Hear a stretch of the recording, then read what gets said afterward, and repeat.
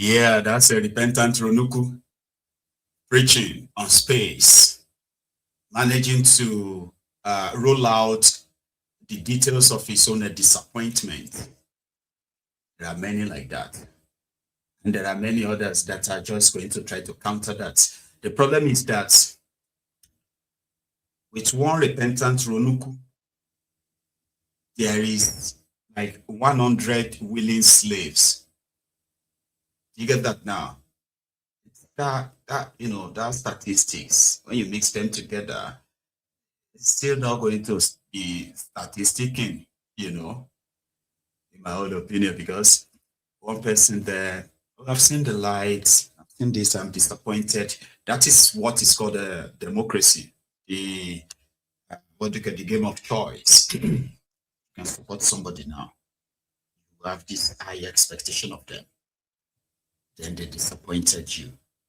There is no reason for you to renew such confidence anymore. It is pretty much like you are just now enabling them. So if they have done this, what is it that they're going to do when they don't actually need you anymore? That is going to be useful if indeed elections actually count. That's a different conversation, right?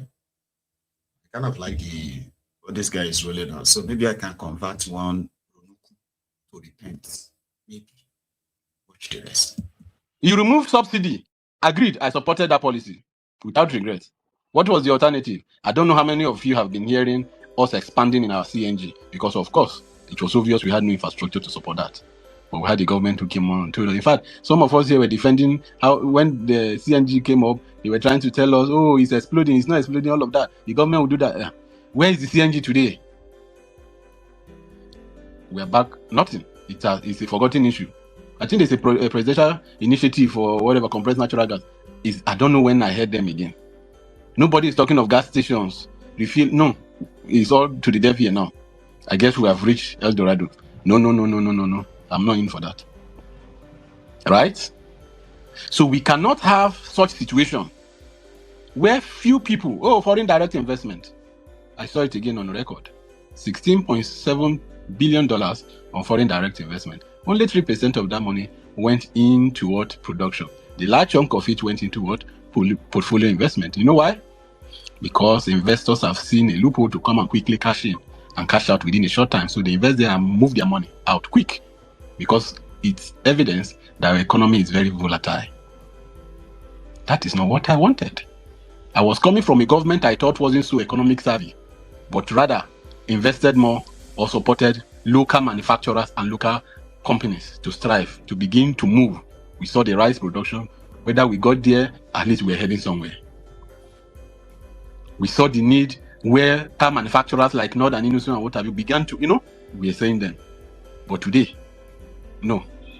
We are supposed to build on those gains, but we are rather on a decline. So much that even our budget underperformed 30%. Imagine Ministry of Health being allocated 0.067%. Is it for Dodo? That's 36 million. Or is it for Akara? What do they want them to do with that? A government that want to kill or expose our populace to health hazards, to diseases. A company that does not care about her populace, whether they eat or they are still healthy. Is that the kind of government that want to come and promise me economic prosperity? It's not possible, because you need human capital for productivity. If you already have this kind of direction, there is no way you can believe anything they are telling you. I can't have a government that is forging legislation.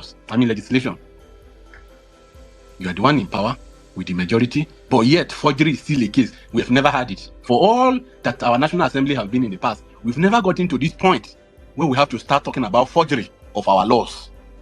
That tells you that it's a government that is deceiving the people, that want to import something into the law at the detriment of Nigerians.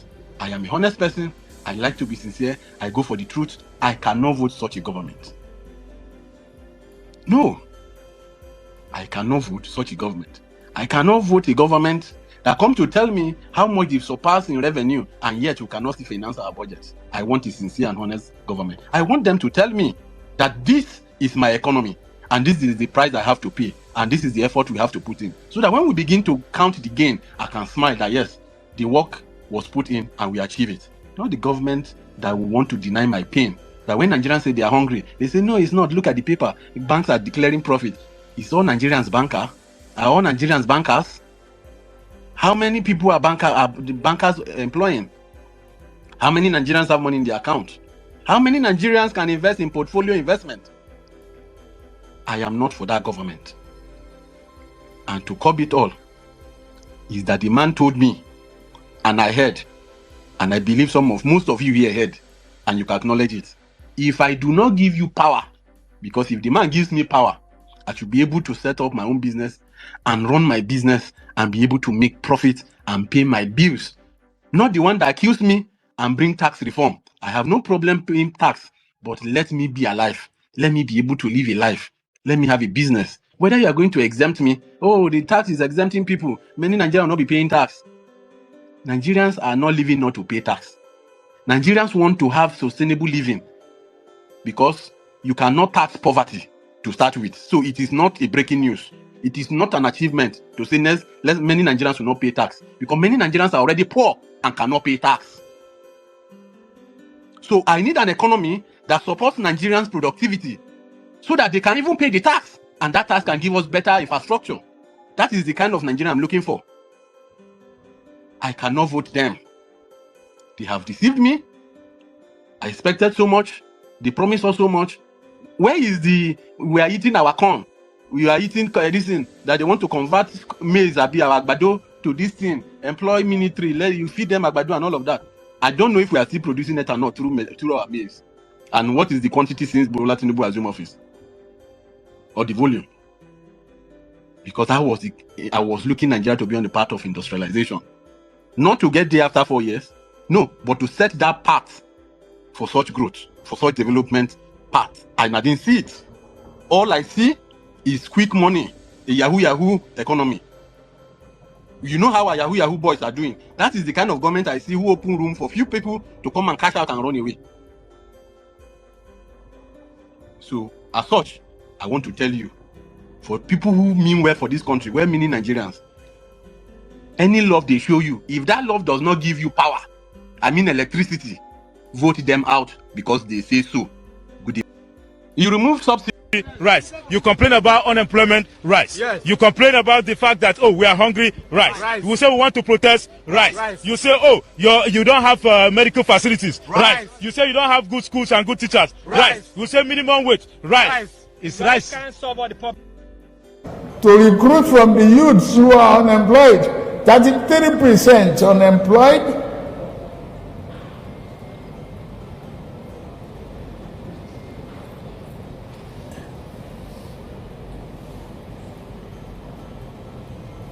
Recruit 50 million youths into the army and take away from their recruitment source. What they will eat? Cassava, agbado, corn in the morning, yam in the afternoon. It's growing here. You create demand and consumption.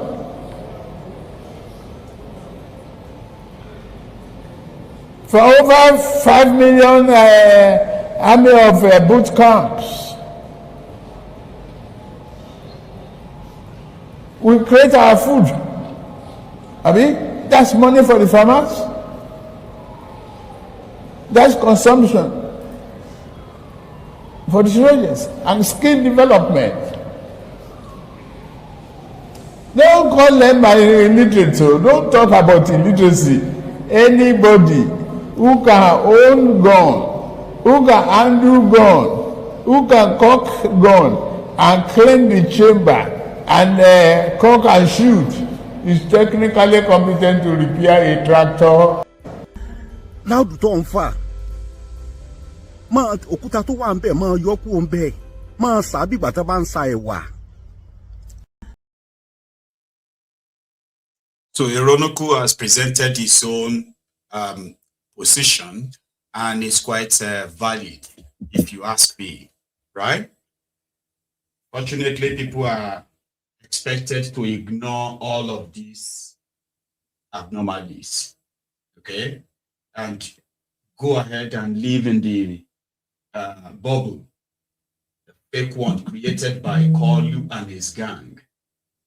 So in the last few days, probably few weeks, I've seen a lot of people, especially from this part of Ondo State, from Akure to Owo and all these places, who have been protesting the incessant attacks, by the Fulani terrorists in this part of Yorubaland. So a place called the Uso Owo, called the Uso community, or Uso Owo Road in Ondo State, had to take to the streets after the terrorists struck, and they attempted to kidnap people. They succeeded. They kidnapped 6 people, but it was also reported that with the prompt response of the security guys close by, they were able to foil it, right? And then they rescued 1 person. But the terrorists took 6 people from that church in Ondo State. I've got a clip for it. Here, the kidnapping.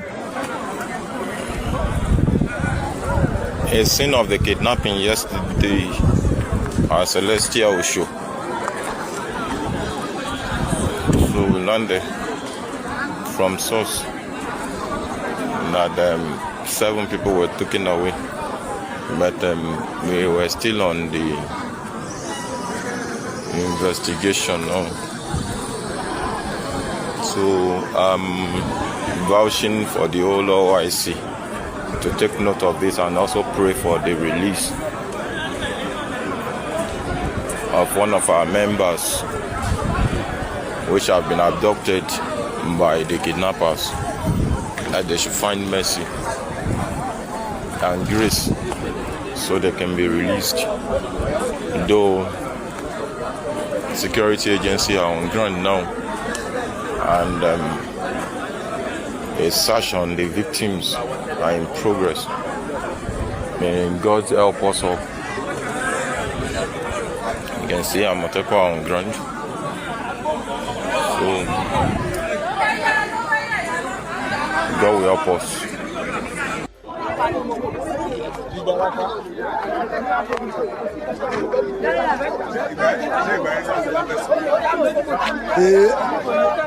Wọ́n kọ́ kidnap yẹn oníṣòwò, wọ́n kọ́ kidnap yẹn oníṣòwò láti bí pẹ́pẹ́yẹ wọ́n gbìyàn.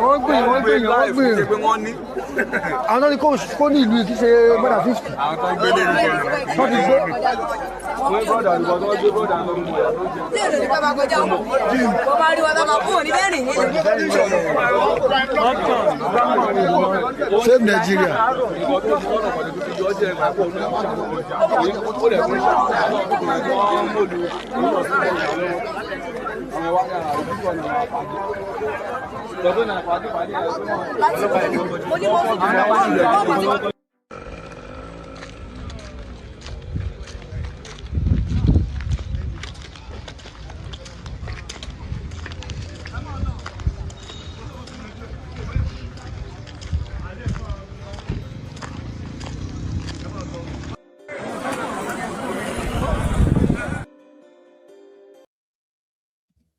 Six people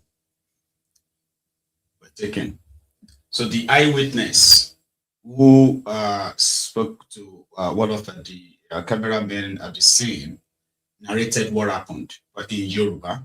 So I would count on some of you who can help me, your next comments, help me try to put a bit of a summary of what he's saying in the comments. I'll come back and tell you what he just said. Now, what happened? The eyewitness.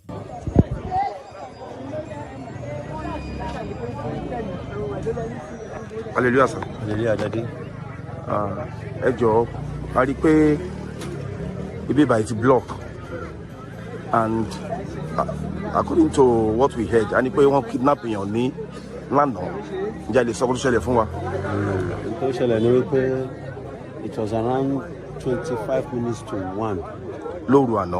Tí wọ́n pè mí nílé pé wọ́n máa ti kóyàn ní ṣọ́ọ̀ṣì immediately mo rush down to church mi ò bá anybody ló lè ṣẹlẹ̀ ẹ̀rù tí ẹ̀ kọ́kọ́ ń bà mí kò dà mí ò wọṣọ mo ṣàwọ singlet mi pàtó ọ̀dọ̀ kíní tí a ò rí òpẹ́ náà nìkan lára wọn wá ní àwọn máa ti kó wọn pé wọ́n ti kó wọn gba ọ̀nà kan wà ní. lára ọmọ ìjọ yín. lára ọmọ ìjọ tó dà gan olóyún ni olóyún mẹ́ta ló ṣàwọnú. aboyún mẹ́ta. aboyún mẹ́ta wọ́n dẹ̀ kó mẹ́tẹ̀ẹ̀ta. jésù. ìkan gan wọn fàdánù wọn ṣáà drop ẹ̀ sí ẹ̀yìn gbọ́ǹbẹ̀ lẹ́tà àwọn kan wọ́n ṣáà ríbi ṣáṣí ṣá àti wọ́n máa fi di nǹkan bíi tó èmi lè dárí bẹ̀rẹ̀ sí ní pé àwọn security ìlú yìí àti wọ́n máa fi dé báwo ni kí ni solution báyìí ṣàbẹ̀rẹ̀ sí ní yorùbá ṣe máa rí wọn ní aṣáàrí bọ̀bọ̀ kan àgbàlagbà níṣá wọ́n lẹ̀ fọ́ lòun lọ ṣe inú gbó ìgbà tó ń tọ́ṣọ ẹ̀ dáadáa tó sì náà tó jẹ́ àwọn ọlọ́pàá gbọ́dọ̀ ìmílẹ̀ òru yẹn ni àwọn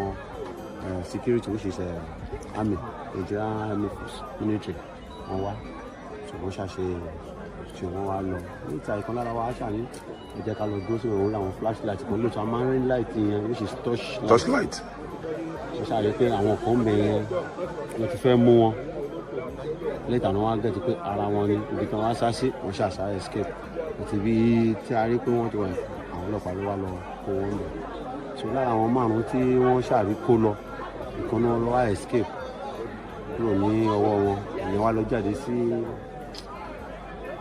ọgbẹ́sẹ̀ láti inú gbé wọ́n ṣàjáde sí ọgbẹ́sẹ̀ ìyẹn wá sọ. ìyẹn ni tó escape yẹn.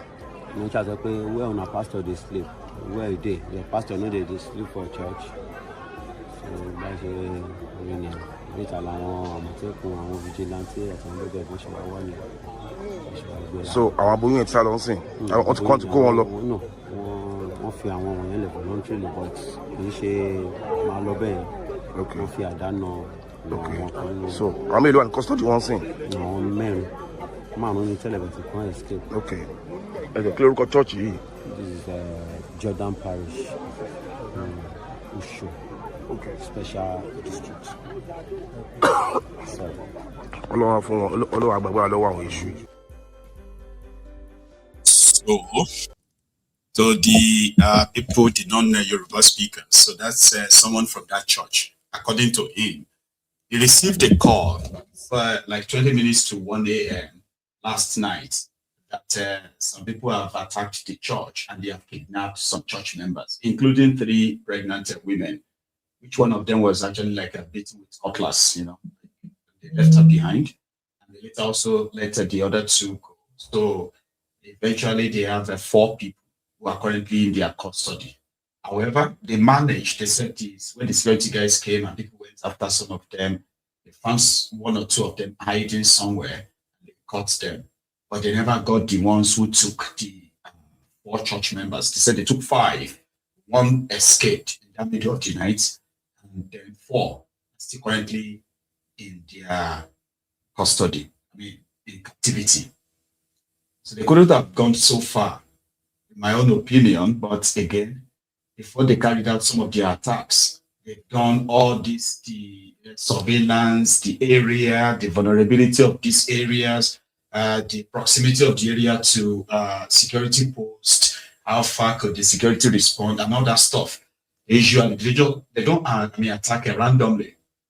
These terrorists, they can lay siege or just lay cover around your community for weeks until when they are satisfied that it's time to go now, people are more vulnerable and the attack can be carried out successfully. And they've done that many times. They do it every day, fortunately.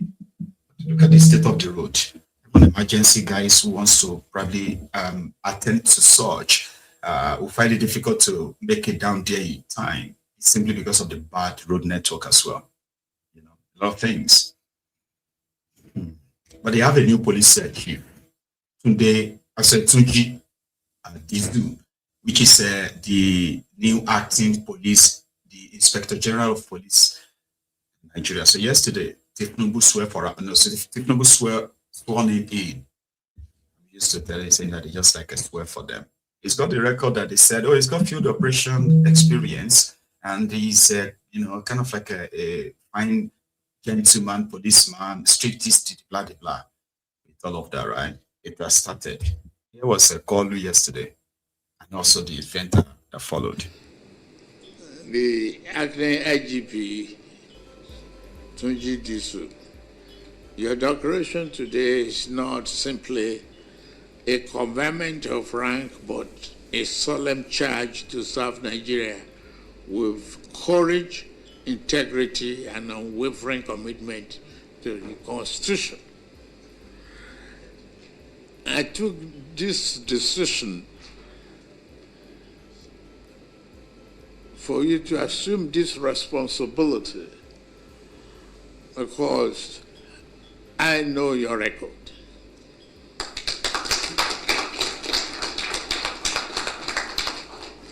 I believe in dedication that you've exhibited while you were in Lagos and I was the governor of Lagos State. And now you assume this responsibility at a defining moment for our nation's security and expect you to strengthen the discipline, enhance interagency collaboration, and restore public confidence in Nigerian police. Lead firmly but fairly, demand professionalism at every level, and ensure that safety of lives and property remains our highest priority.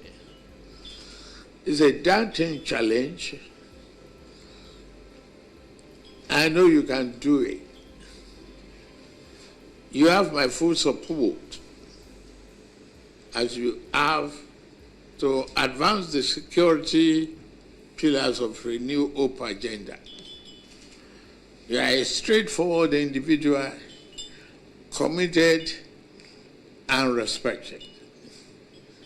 You have sufficient amount of discipline. And you can draw from experience of Kaode Egbetokun, who had been there before you.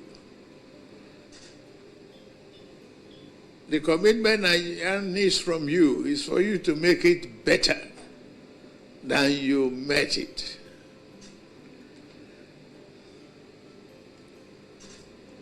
And I'm sure you can do it. Nigeria is challenged right now with banditry, terrorism, and all sorts of criminal activities.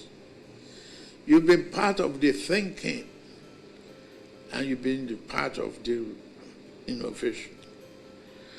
The challenge as you hold the baton of this leadership is the belief that you will excel and Nigeria will prevail. To the outgoing Inspector General of Police, Kaode Egbetokun, I extend the gratitude of the entire country, Nigeria. We are a grateful nation to you for our dedication in service, exhibition of good leadership, attribute within the force. You have served with commitment and extension. And Nigeria appreciates your contribution to maintaining law and order in our country. As you conclude this chapter of public life, I wish you and your family continued peace, good health, and success in all your future endeavors. One thing you should look back and remember is this. You have not succeeded without a good successor. Therefore, the success of a Tunji IGP, when confirmed, is part of your responsibility and the joy that you should look forward to. I'm also having been your principal staff officer before. I have no doubt